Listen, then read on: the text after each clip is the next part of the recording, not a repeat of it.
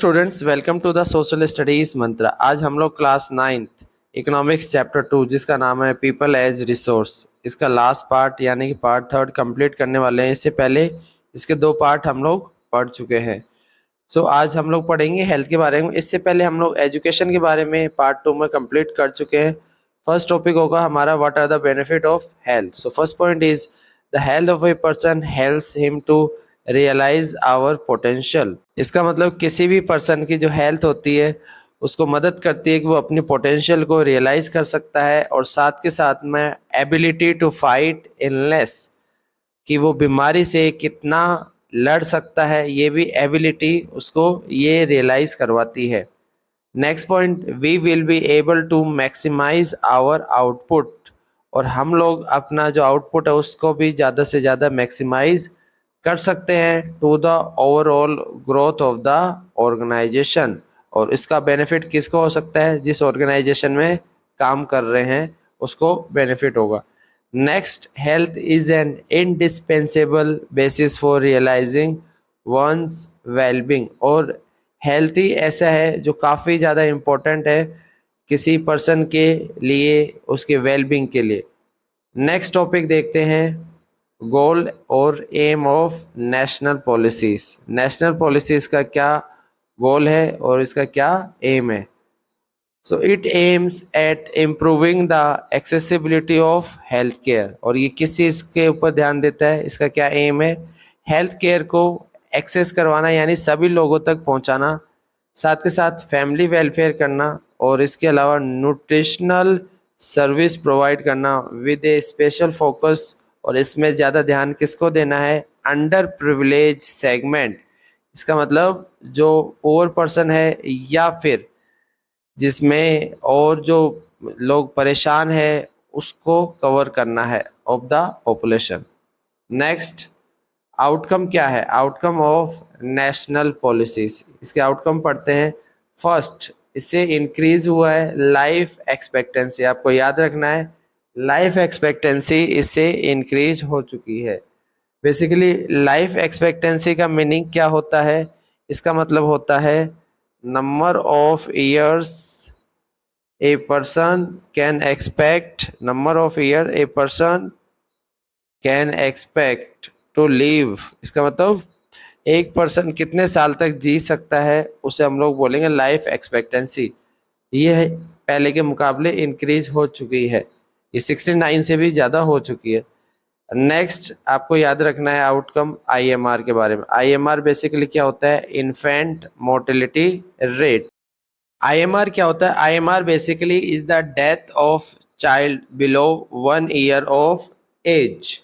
IMR का मतलब होता है इन्फेंट मोर्टेलिटी रेट, और ये बताता है कि एक साल में 1000 बच्चों पर कितने बच्चे खत्म हो गए, यानी कितने बच्चे मर गए, उसे कहते हैं आईएमआर। इट हैज़ रिड्यूस, तो आपको याद रखना है आईएमआर भी पहले के मुकाबले काफ़ी कम हो चुका है। ड्यूरिंग 1951 ये काफ़ी ज़्यादा हुआ करता था, अप्रोक्स 147, और उसके बाद अगर हम लोग आज से कंपेयर करें तो 50 से भी कम हो चुका है, लगभग यहाँ पे 36 का डेटा दे रखा है। Now next topic is crude birth rate. Crude birth rate बोलो या फिर बर्थ रेट एक ही बात है।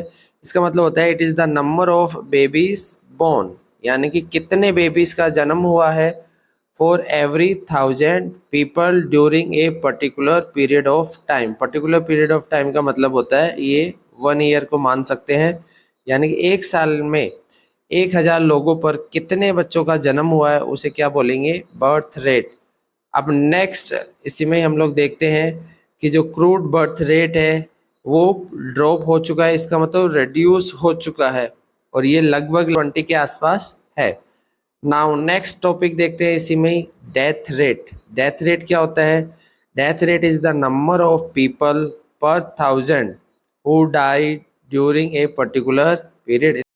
इसका मतलब एक साल में 1000 लोगों पर कितने लोगों की डेथ हुई है वो बताता है डेथ रेट। आपको याद रखना है जो डेथ रेट है 6.4 के आसपास है within the same duration of time. Now next हम लोग देख लेते हैं what are the challenges. Challenges आपको पढ़ना है। So first challenges, there are many place which do not have basic facilities. पहला चैलेंज क्या है, ऐसी बहुत सारी जगह है जहाँ पर बेसिक फैसिलिटीज़ यानी कि हेल्थ केयर फैसिलिटीज़ अवेलेबल नहीं है। सो फर्स्ट चैलेंजेस हमारा है lack of basic facilities. Next point is there are limited number of medical and dental colleges. इसका मतलब नेक्स्ट जो चैलेंज है वो ये है कि मेडिकल कॉलेजेस बहुत ही कम है, लिमिटेड है। Next point is just 4 state जैसे आंध्र प्रदेश, इसके अलावा कर्नाटक, महाराष्ट्र एंड तमिलनाडु है मैक्सिमम नंबर ऑफ कॉलेजेस। यानी कि कुछ ही स्टेट में, जैसे 4 स्टेट का नाम दे रखा है, यहीं पे ही मैक्सिमम नंबर ऑफ कॉलेजेस है। सो बेसिकली 3 चैलेंज है। फर्स्ट है फैसिलिटीज़ की कमी है, दूसरा मेडिकल कॉलेजेस भी लिमिटेड है, और तीसरा बता रखा है सिर्फ कुछ ही स्टेट में मैक्सिमम कॉलेज है। नाउ अब हम लोग देखते हैं हमारा लास्ट टॉपिक जो है अनएम्प्लॉयमेंट के बारे में। अनएम्प्लॉयमेंट का मतलब होता है बेरोजगारी। सो इसकी डेफिनेशन देख लेते हैं। It exist when people who are willing to work at the going wages can not find job. इसमें आपको 3 बातों का ध्यान रखना है। ये क्या शो करता है, when people who are willing to work, इसका मतलब जो लोग काम करना चाहते हैं किस रेट पर, eight the going wages, but can not find job. और तीसरी बात क्या याद रखनी है, वो काम करना चाहते हैं लेकिन उनको जॉब नहीं मिल पाती। नाउ नेक्स्ट आपको दे रखा है वर्क फोर्स पॉपुलेशन के बारे में। ये कौन सी एज कैटेगरी में आती है। So it includes people from 15 to 59 years. So work force अगर पॉपुलेशन पूछे तो कौन सी ईयर है, 15 टू 59 ईयर्स। इसके अलावा इसके टाइप्स देख लेते हैं। टाइप्स सबसे पहले देखेंगे रूरल एरियाज में। रूरल एरियाज में 2 टाइप्स की अनएम्प्लॉयमेंट है, सीजनल एंड दूसरी आपको दे रखी है डिसगाइज्ड अनएम्प्लॉयमेंट। सो पहली हम लोग पढ़ेंगे सीजनल के बारे में और दूसरी पढ़ेंगे डिसगाइज के बारे में। इसके अलावा अगर बात करें अर्बन एरियाज में जो अनएम्प्लॉयमेंट है वो देखने के लिए मिलती है एजुकेटेड अनएम्प्लॉयमेंट। नाउ अब हम इनको डिटेल से पढ़ते हैं। सबसे पहले डिसगाइज्ड और दूसरी तरफ देखेंगे सीजनल अनएम्प्लॉयमेंट। इनके बीच में क्या डिफरेंस है वो एक बार हम लोग डिटेल से देख लेते हैं। सबसे पहले हम लोग देखेंगे disguise. In this case people appear to employed but actually they are not employed. इसका मतलब देखने में ऐसा लगता है लोगों को काम मिल रहा है बट एक्चुअली में उनको काम नहीं मिलता। इसका मतलब वो बेरोजगार होते हैं। और इसमें बता रखा है it is hidden in nature, ये हिडन होता है इसमें, इस वजह से इसको डिस्गाइज को हिडन अनएम्प्लॉयमेंट भी कहा जाता है। दूसरी तरफ सीजनल अनएम्प्लॉयमेंट की बात करते हैं।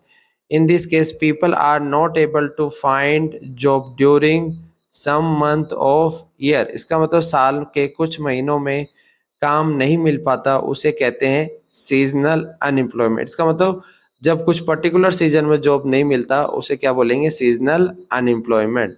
और ये बेसिकली ओपन होता है। नेक्स्ट पॉइंट डिसगाइज अनएम्प्लॉयमेंट के बारे में। It is found in rural areas, ये बेसिकली कहाँ पर ज़्यादा मिलेगा, ये रूरल एरियाज में। और seasonal unemployment basically urban and rural areas दोनों में मिलता है।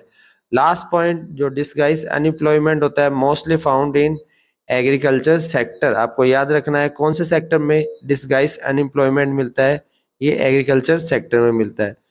इसके अलावा सीजनल जो अनएम्प्लॉयमेंट है ये मिलता है found in agro based industry. Agro based industry का मतलब वो इंडस्ट्री जो एग्रीकल्चर पे डिपेंड होती है।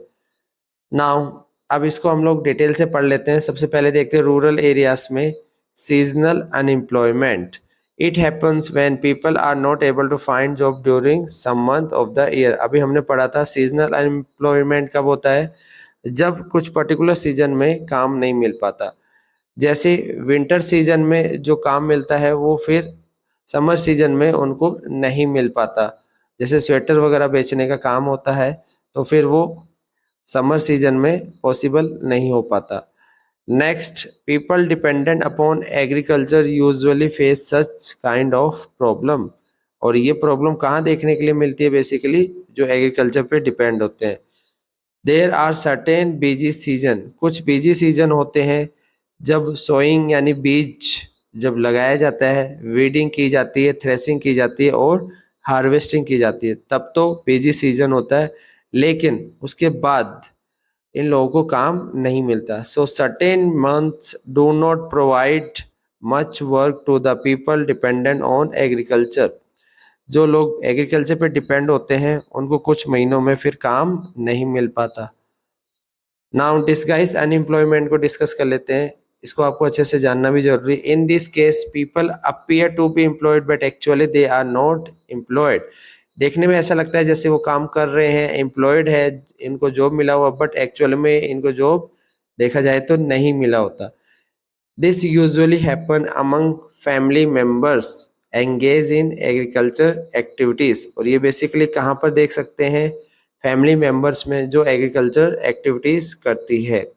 जैसे ये छोटा फार्म एरिया से यहाँ पर सिर्फ 5 मेंबर्स की जरूरत है, लेकिन अगर यहाँ पर 8 मेंबर्स अगर काम कर रहे हैं तो इसका मतलब ये जो 3% जो एक्स्ट्रा है ये क्या कहलाएंगे, डिसगाइज्ड, ये अनएम्प्लॉयमेंट है, क्योंकि इन 3 को अगर हटा भी दिया जाए तो प्रोडक्शन पर कोई फर्क नहीं पड़ेगा।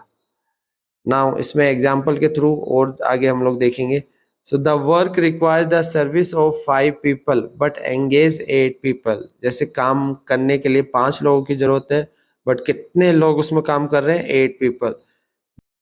3 पीपल्स आर एक्स्ट्रा, इसका मतलब 3 लोग एक्स्ट्रा काम कर रहे हैं।